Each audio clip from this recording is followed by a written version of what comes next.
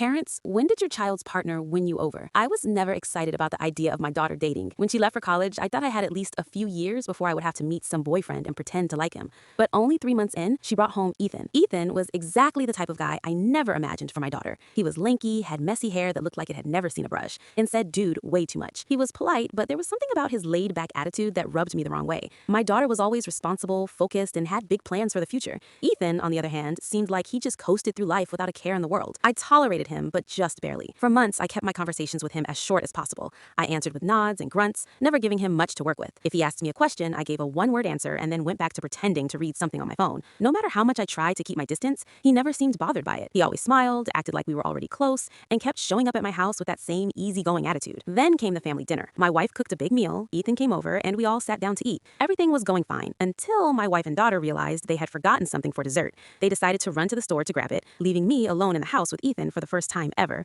The silence was unbearable. I scrolled through my phone, pretending to be busy, while Ethan sat there staring at the table like he was trying to will himself out of the situation. Finally, after what felt like an eternity, he cleared his throat and said, "So, do you like whiskey?" I looked up. The kid looked nervous. I nodded. His face lit up like I had just told him he won the lottery. "I actually brought a bottle my dad got me for my birthday. It's supposed to be really good. Want to try it?" I had no idea why, but I stood up and said yes. At first, it was just as awkward as before. We sipped our drinks in silence, neither of us sure what to say. Then he started telling me a story about how he tried to impress my daughter by taking her rock climbing. He ended up getting stuck halfway up the wall and had to be rescued by an instructor while she stood at the bottom laughing. I laughed too, a real laugh. I told him about the time I entered a chili eating contest to impress my wife when we were dating, only to throw up all over a state senator's shoes. One drink turned into two turned into more than I could count. We started talking about everything: music, movies, embarrassing college stories. I found out Ethan was not as aimless as I thought. He had plans and was working towards starting his own business. He was not just carefree, he just chose not to stress over things he could not control. At some point, we got loud. We were laughing and shouting across the kitchen table.